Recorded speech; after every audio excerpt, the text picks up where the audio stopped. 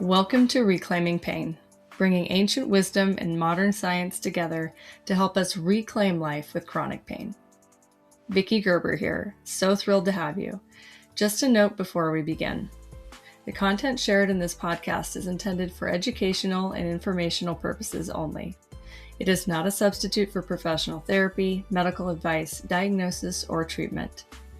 Listeners are encouraged to use the skills and tools discussed at their own discretion and to consult with qualified healthcare providers before engaging in any practices that may conflict with current treatments or personal health conditions.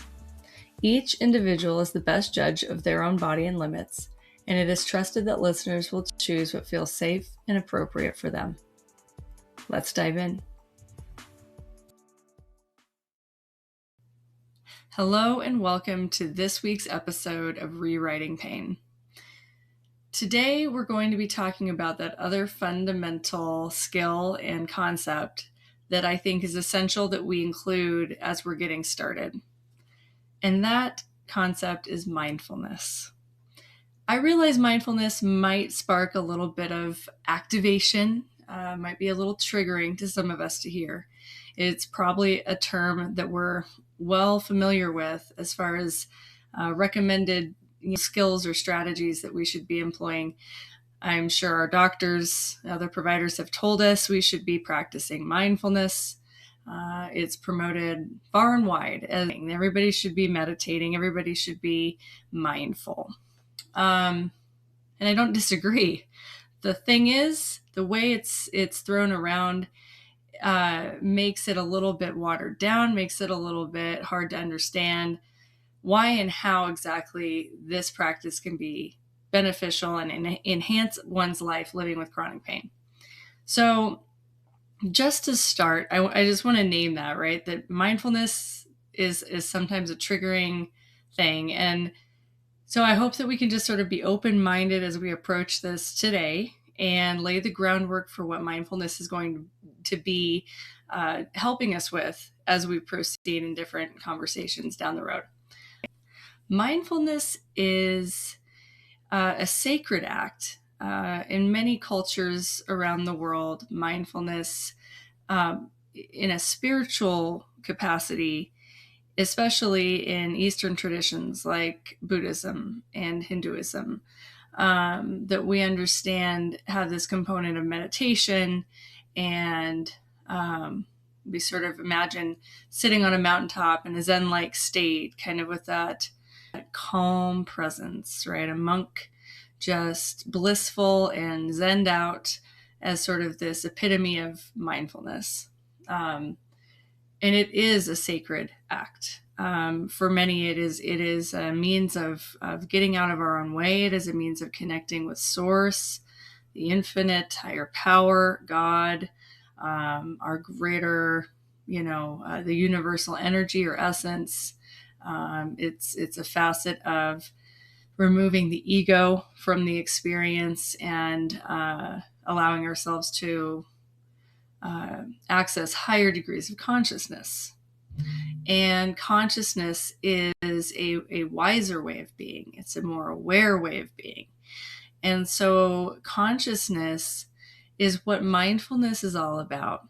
It's really all about, in this sort of westernized version, secularized version of mindfulness, purely an act of paying attention, being aware. As Jon Kabat-Zinn has said, it is the definition of mindfulness is to be paying attention on purpose in the present moment, non-judgmentally. And Jon Kabat-Zinn is a foremost meditation instructor in the West. He brought mindfulness to University of Massachusetts Medical Center, where he was working and studying, and created and founded what's now known as a theoretical model of mindfulness-based stress reduction. So mindfulness-based stress reduction, and the book that Jon Kabat-Zinn wrote is called Full Catastrophe Living. And in that book, Jon Kabat-Zinn shares with us treatment practice modality that he employed there with folks who had chronic pain. And it showed exactly how mindfulness interfaced with the pain experience and changed and improved the quality of life of those who participated. It's a phenomenon of mind and body where we're able to take control of how our mind interprets, processes information coming from the body, including pain signals, deconstructing the narrative that we assign to those experiences with pain. Mindfulness helps us with that, and we'll talk about exactly how that works. We'll cover just the basics. We're going to do a mindfulness practice here today that you can kind of take home with you and just continue to work through. I encourage you to do daily practice, at least 5 minutes a day to start. That's a huge challenge for those of us who've never done this before. So beware, it's a challenge, and we'll talk about that too. But when we can practice this daily, we actually strengthen the communication between our thinking brain, our prefrontal cortex, and our limbic system, which is our feeling brain, where that amygdala is. Okay. So we actually have a lot more governance over how we respond to the triggers that we experience. There's the triggering event or the triggering thing, and automatically, because our brain is so phenomenal at doing a lot of the extra kind of day-to-day stuff for us on autopilot, we often just have an immediate reaction. And that's sort of logged into our subconscious mind as the way that we naturally react to whatever that trigger might be. So it's a pattern, it's a repetitive habit, but it's automatic. And so when we have a trigger and we have a reaction, when we're not conscious or mindful of what our experience is, we have no hope of intervening and taking a new action in response to that trigger. What mindfulness does is it creates the space between the trigger and how we choose to respond to it. So mindfulness gives us the luxury of choice. I always say awareness equals agency. And mindfulness is giving us this superpower of awareness, which unlocks our capacity to control how we choose to respond to whatever is coming up in our life. Whether it's a conflict with a loved one, whether it's a challenge with our finances, a bill that we didn't expect, whether it's invalidation perhaps we experience in an exam room with a provider, whether it's the pain experience itself that is triggering us.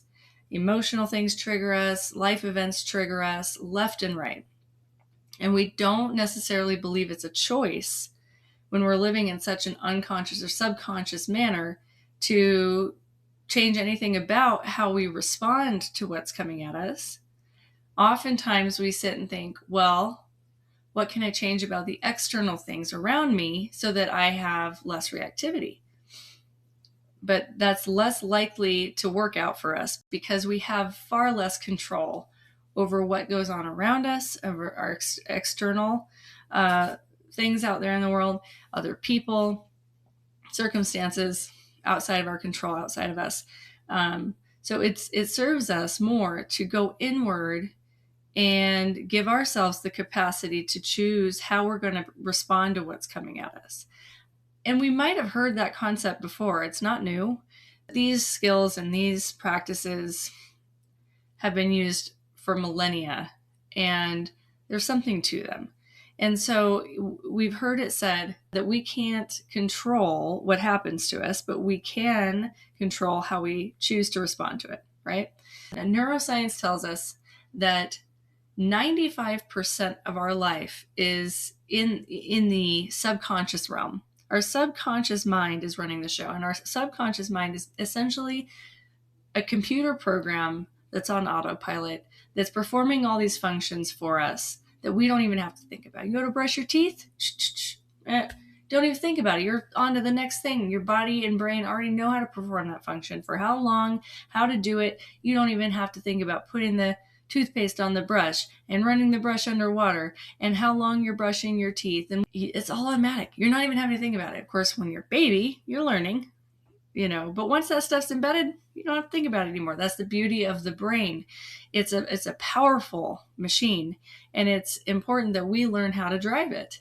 And mindfulness is a crucial and key element of beginning to take control over how our brain operates. So the subconscious programming includes narratives. It includes stories that we've created about experiences we've had. It helps us with that predictive processing. So things are a lot more rapidly processed when we can already know and cut to the chase. Oh, I know how this person's going to respond to this thing I'm saying because I've heard it from them before. I know how they're going to be. They're going to be defensive. I know how that's going to be. I go to this exam room with this doctor. I know how he's going to be. He's going to dismiss me immediately. She's going to dismiss me immediately. They're not going to have time for me. They're not going to believe me about my pain. So it already kind of planning in advance, not even consciously though, already in our mind, we haven't made up how this is going to go. And so neuroscience says that 95% of our existence is subconscious, and only 5% of it then is conscious. And consciousness is real-time focus and awareness and learning information, paying attention, absorbing, retaining, right, and logging information that goes into the subconscious and is part of that programming. So if only 5% of our daily life is conscious, that leaves very little room for us to have much control in intervening in any of those cycles of chatter, of narrative, of story that's being created. So mindfulness actually helps us to disrupt that subconscious programming and insert something new. And it has a chance for us to learn something new, create new programming for ourselves about what we choose to believe about our experiences. So over time, this practice starts to reinforce something new and thereby reinforce and pre-program our subconscious mind. Now that's the programming that's running on autopilot. And that's great because now that's actually performing better for us. A lot of us don't look under the hood into the subconscious realm. We don't realize how much of our life is already spoken for and already decided for us based on our childhood experiences. From age 0 to 7, our brain is constantly in a state of being programmed.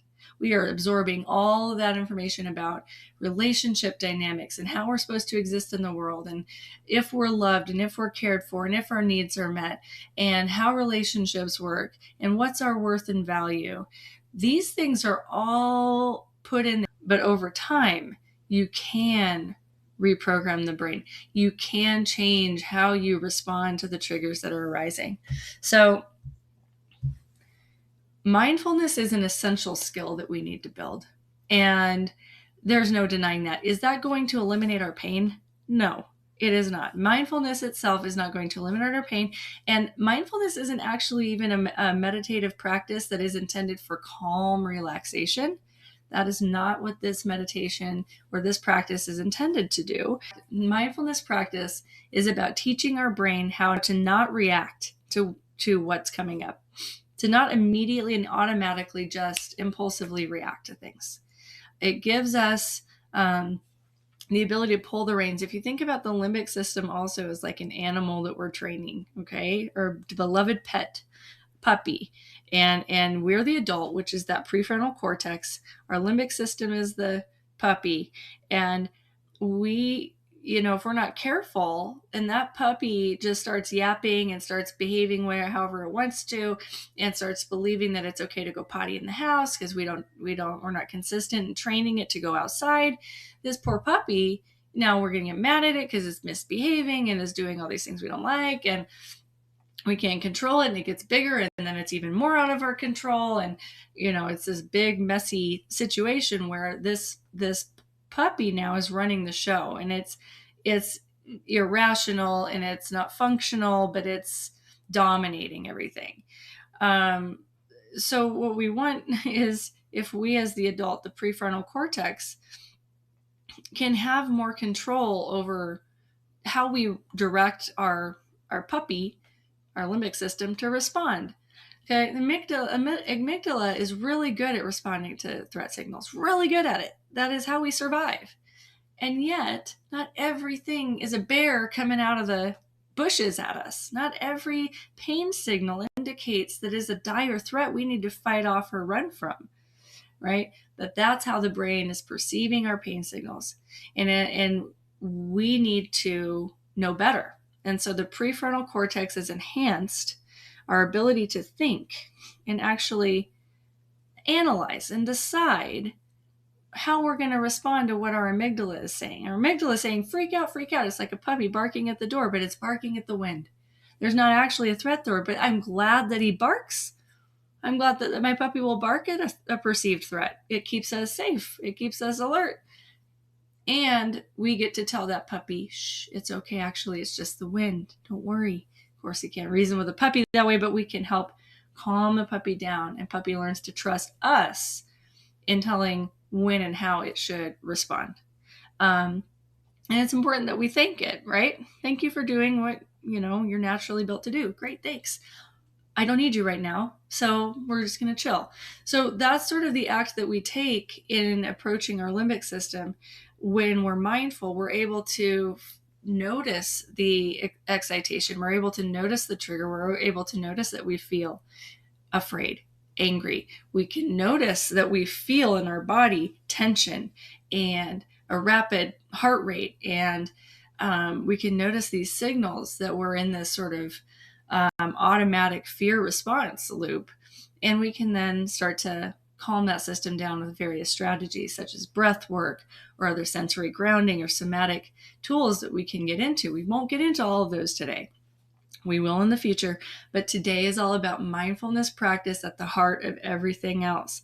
Without awareness, we have no control. We have no choice. We have no chance for agency.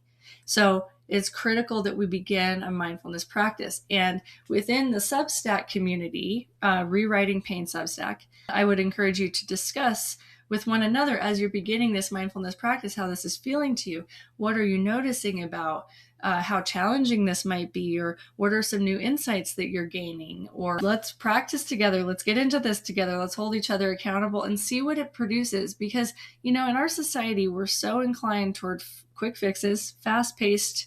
We want immediate results. You have to understand that mindfulness practice is not immediate, but it is powerful. And I can attest to this in not only my professional work that I've done teaching and coaching people how to practice mindfulness, but I've been in practice with mindfulness for at least 15 years, dedicated to a daily mindfulness practice of some sort. And how that has enhanced my life is night and day. From where I was 15 years ago, completely like unconscious and mindless, I was in the thick of alcohol addiction. I was drunk all day, every day, and I was not thinking about anything, really. And so when I got sober, I began practicing mindfulness. I began meditating. I began, trying to get a handle on myself and the emotions that I was feeling that I was suppressing with alcohol.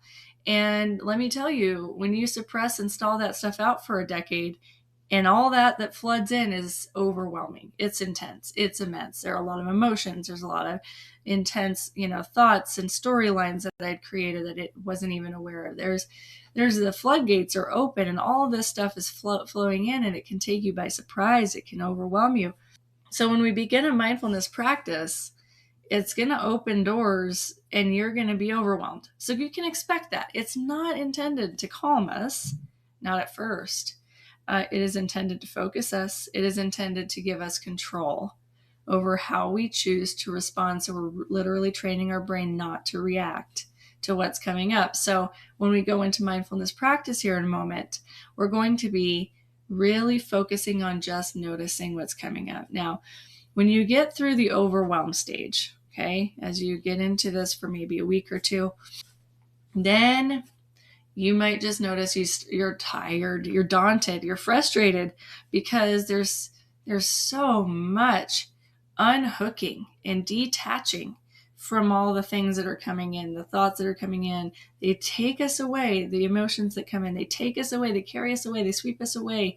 We start to engage in these thoughts and in these storylines, and I notice I'm hungry, and then all of a sudden, what's for dinner? And oh, do we have these ingredients, or do we have that? And gosh, I wish I didn't have to cook all the time. I'm too tired. This is too painful. I wish my partner would step up and do more. I know they can't, because they're also working, and because I can't work. But gosh, okay. All started with the hunger pang, right?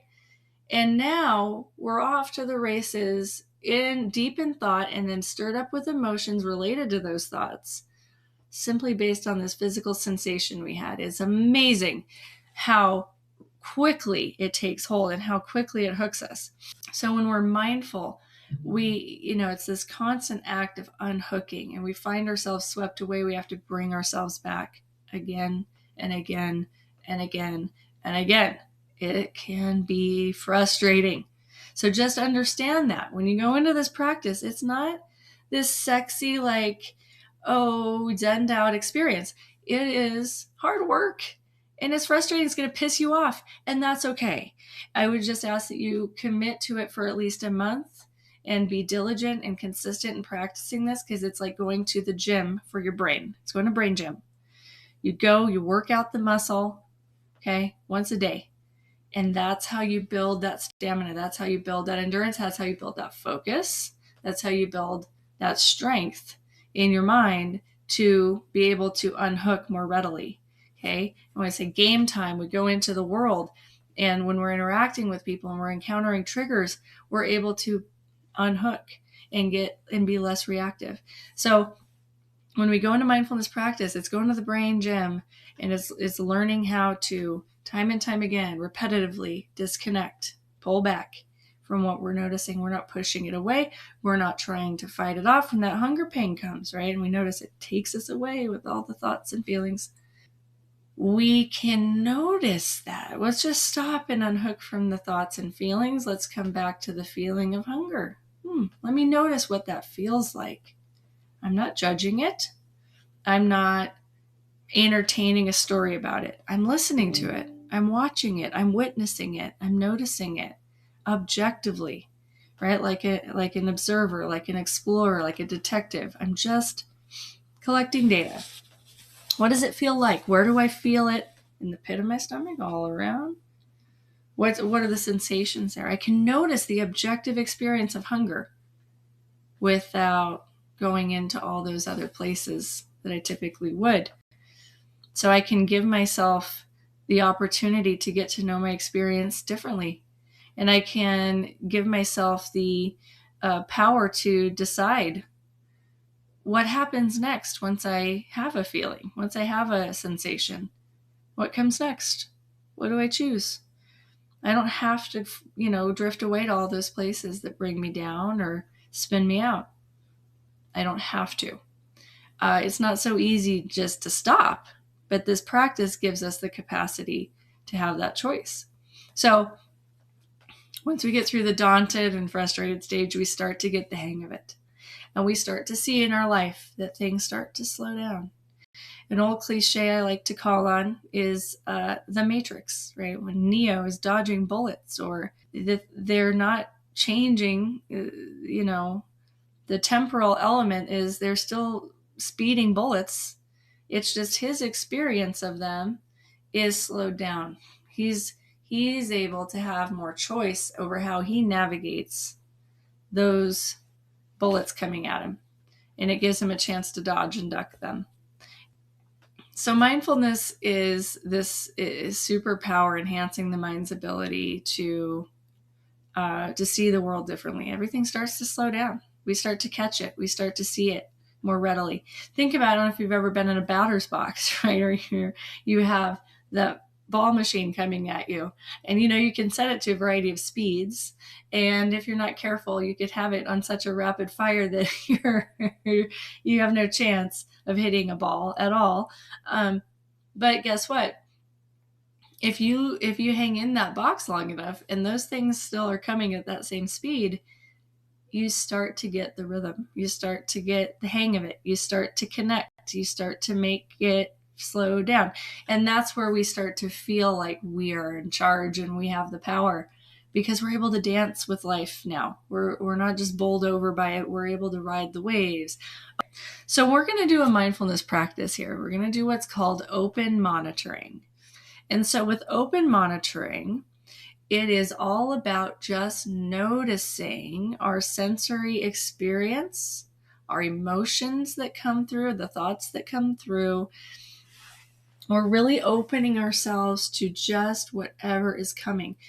We can think of it as sort of clouds in the sky passing by. I have a cloud of grief coming by. I have a cloud of anger coming by. I have a cloud of hunger coming by. So we have these clouds that kind of just drift, and they're just in the sky and we're just noticing them. Or it can be leaves on a stream. The leaf drops into the stream. This is grief. I'm looking at it, I'm observing it, I'm noticing it, but I'm not reaching in to grab it. I'm not interacting with it or interfering with it. I'm just letting it go on its way. And, there's an act of breathing that's essential. So I recommend we anchor into the breath first, which we'll do. And we do some deep belly breaths to kind of keep us calm. The breath we'll talk about. Breath is another essential and, another essential fundamental component of gaining control of our nervous system. And so we're going to talk in depth about breath as well. But the breath will be a tool that we incorporate with mindfulness practice. And it helps us to just anchor here and now. And anytime we find ourselves hooked, we find ourselves triggered, we find ourselves activated, our nervous system is activated, we're in fight or flight.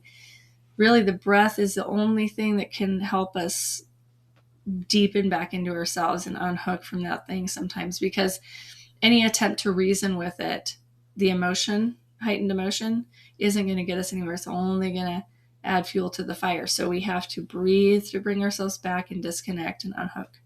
So we're going to do that. But I want you just to pay attention.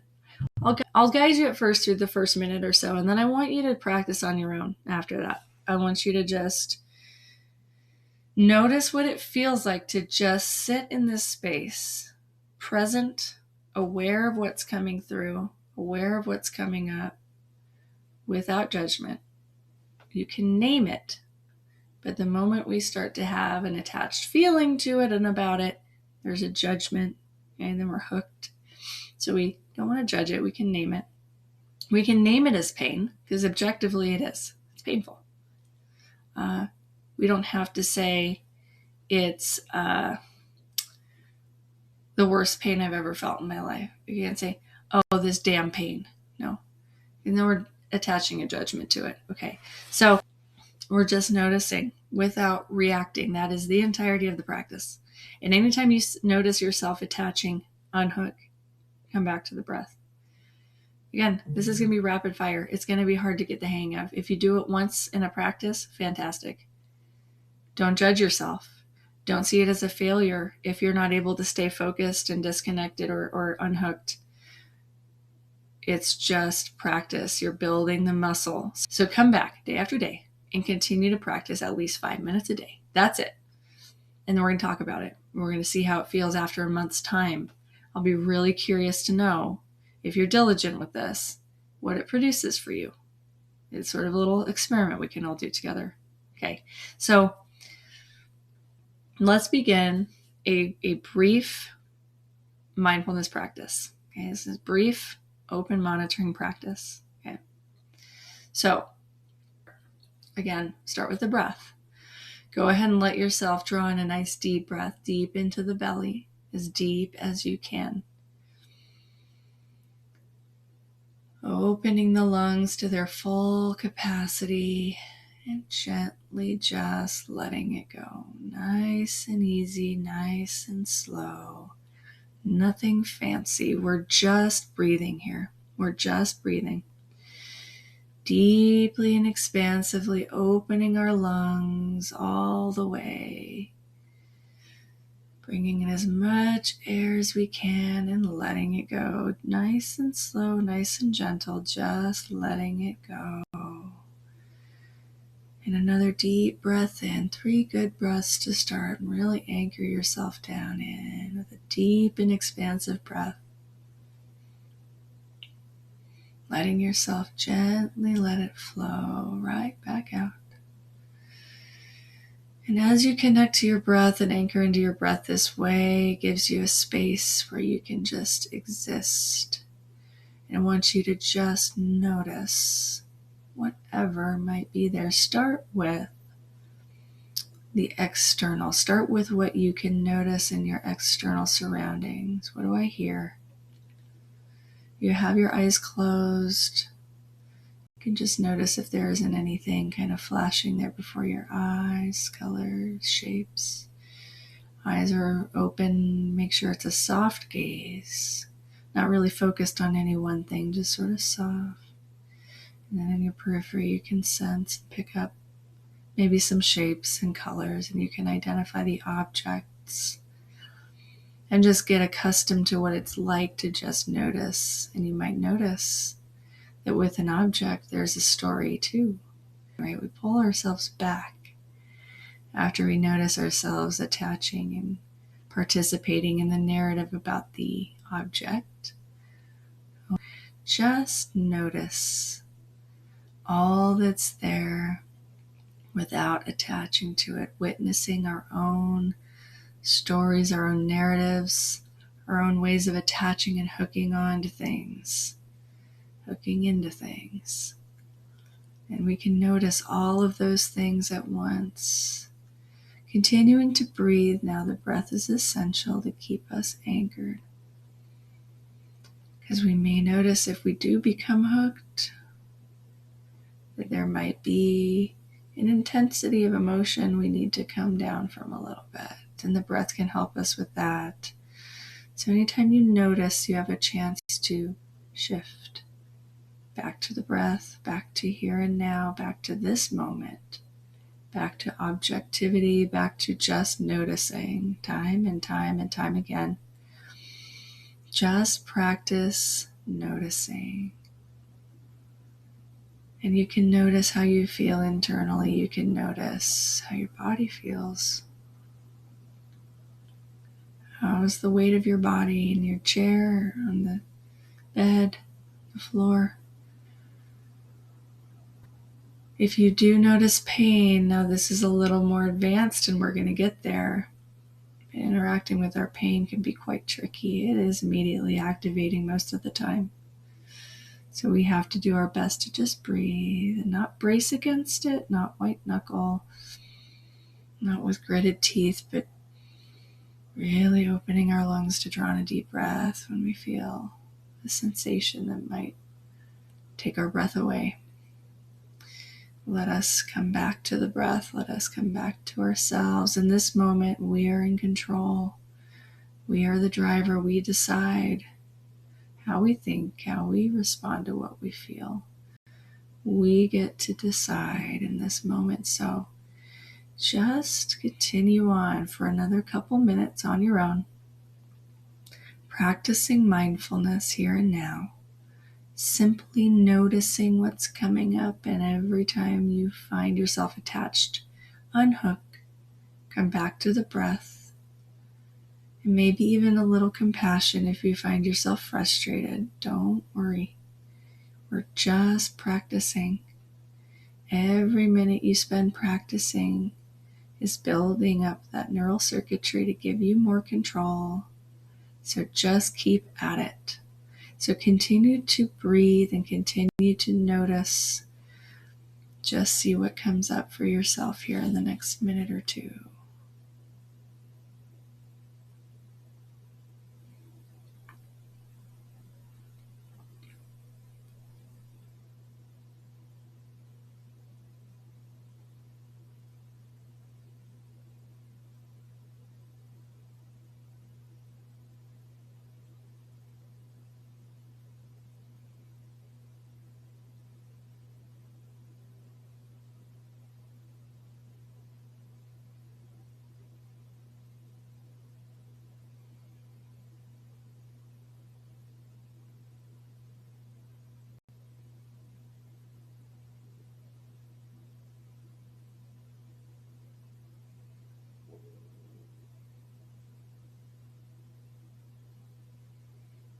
Just noticing, being patient with ourselves, doing great.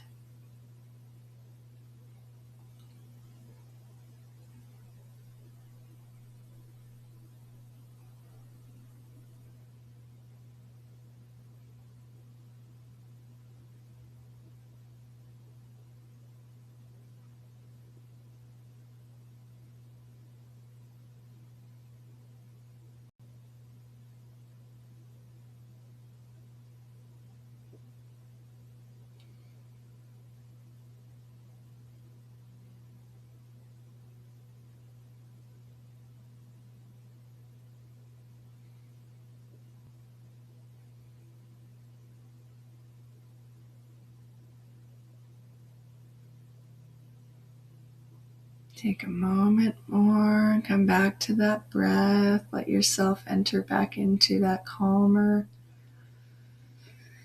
lower state, parasympathetic nervous system, bringing that sense of calm with a deep inhale in and a slow exhale out, just back to the breath.